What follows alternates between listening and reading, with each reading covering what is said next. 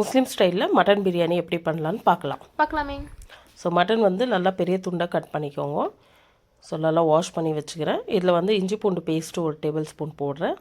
கொஞ்சம் உப்பு, கொஞ்சம் தண்ணி போட்டுட்டு ஒரு விசில் தான். ஏன்னா இது ஹார்ட் மட்டன் இல்லை, கொஞ்சம் சாஃப்ட் மட்டன் தான் இருக்குது, நல்லா எல்சாக தான் இருக்குது. ஏன்னா திரும்ப கிரேவிலையும் இது கொஞ்சம் வெந்துடும், அதனால ஒரு விசிலே போதும். ஸோ இன்னொரு பக்கம் வந்து பாத்திரம் வச்சு நான் தண்ணி வச்சுக்கிறேன். இதில் வந்து அரிசி வடிச்சிட்டு நம்ம போடுற மாதிரி. ஸோ அதில் வந்து நெய் போட்டுக்கிறோம் ஆல்ரெடி அந்த தண்ணியில். ஏன்னா அரிசி வந்து ஒன்றுக்கு ஒன்று ஒட்டுக்குவாதுன்னுட்டு இங்கே வந்து எண்ணெயும் நெய்யும் ஆட் பண்ணிக்கிறேன் நான். அது கூட 2 பிரிஞ்சலியும், பட்டை, லவங்கு, கிராம்பு, ஸ்டார் முகு, பெரிய இலச்சி இதெல்லாமே போட்டு ஃப்ரை பண்ணிக்கிறேன் எல்லா ஸ்பைசஸும். ஆனியன் வந்து 1 kgக்கு ஒரு 4லேருந்து 5 வெங்காயம் போட்டுக்கலாம். நல்லா சாப் பண்ணிவிட்டு கோல்டன் ஃப்ரை ஆகணும். இஞ்சி பூண்டு பேஸ்ட் வந்து 100 கிராம் இஞ்சி, 100 கிராம் பூண்டு, பச்சை வாசனை போகிற வரைக்கும் நல்லா வதக்கணும். டொமேட்டோ வந்து ஒரு 6லேருந்து 7 ஆப்பிள் டொமேட்டோ எடுத்துன்னு இருக்கிறேன். கொஞ்சம் புதினா, கொஞ்சம் கொத்தமல்லி, பச்சை மிளகா ஒரு 7லேருந்து 6 பச்சை மிளகா போதும். டொமேட்டோ பேஸ்ட் பண்ணி கூட நீங்கள் போட்டுக்கலாம், லைக் க்யூரியா, இல்லைன்னா லைக் சாப் பண்ணிவிட்டு இதே மாதிரி போடலாம். பட் இதுவும் நல்லா வெந்துடும். நம்ம இதுலேயே வேக வச்சுட்டே இருக்கிறோம் இல்லையா, சில்லி பவுடரு இதெல்லாம் போடுற வரைக்கும் அது நல்லா சாஃப்ட்னஸ் வந்துடும் அந்த டொமேட்டோ. ஸோ 1 டேபிள் ஸ்பூனு மஞ்சள்தூள் போட்டுக்கிறேன். 2லேருந்து 2.25 டேபிள் ஸ்பூனு சில்லி பவுடர் போட்டுக்கலாம். நீங்கள் வீட்டுது கொழும்பு மிளகாத்தூளோ போட்டுக்கலாம், இல்லைன்னா ஆசீர்வாத் சில்லி பவுடர் போட்டுக்கலாம். நான் இது ஆசீர்வாத் சில்லி பவுட்ரு, இல்லைன்னா டிக்கா லால் போட்டுக்கலாம்.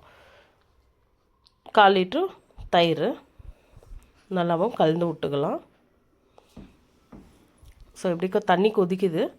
ஸோ ஆல்ரெடி நான் ஜீரா சம்பா ரைஸ் வந்து ஊற வச்சுட்டுக்கிறேன் 1 kg. அந்த ரைஸ் போட்டுக்கிறேன். நீங்கள் பாஸ்மதியும் போட்டுக்கலாம், இல்லை உங்கள் வீட்டில் இந்த புல்லட் ரைஸோ இல்லைன்னா இந்த ஜீரா சம்பா ரைஸில் பண்ணலாம். ஸோ வேக வச்ச மட்டன்னு எடுத்து இதில் போட்டுக்கிறோம். ஸோ பிரியாணியோட கலர் கூட நேச்சுரலாக இருக்கும், எந்த கலர்ஸும் ஆட் பண்ணுறதில்ல. தேவையான அளவு உப்பு. ஸோ இதே கலர் கொடுத்துடும், எந்த கலர் போடுறதும் வேண்டாம் நம்ம. ஸோ இந்த வேக வச்ச தண்ணியே மட்டன்து கொஞ்சம் திட்டமாக ஊற்றிக்கிறோம். ஏன்னா கொஞ்சம் கொதிக்கிட்டோம் மட்டன்து. அவ்வளோ சீக்கிரம் நம்ம அரிசி ரெடி ஆகிடும். அரிசியை வச்சுக்கோ நீங்கள் கொட்டிக்கலாம் இப்படி லேயராக, இல்லைன்னா நான் இப்படி ஆஃப் பண்ணிவிட்டு அந்த வடிகட்டுற இதுலேயே எடுத்து லேயராக இப்படி போட்டுடுறேன் நான். ஸோ அது இன்னமும் நல்லா ஈஸியாகிடும். ஸோ ஆல்மோஸ்ட் இது ஆயிடுச்சு கிரேவி. இப்போ ரைஸ் எடுத்து இப்படி லேயராக போட்டுக்கலாம்.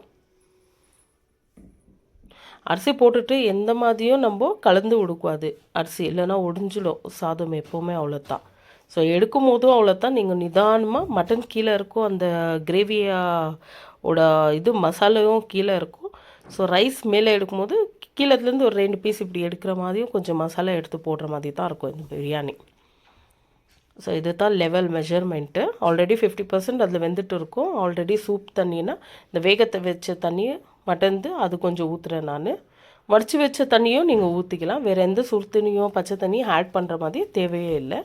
ஸோ இப்போது தம் போட்டாச்சு ஆல்ரெடி. நம்ம மட்டன் இப்போ ரெடி ஆகிடுச்சு. மட்டன் பிரியாணி பாருங்கள் எப்படி தான்.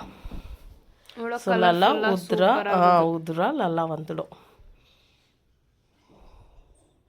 ஸோ இப்போ பிளேட்டில் சர்வ் பண்ணலாம்.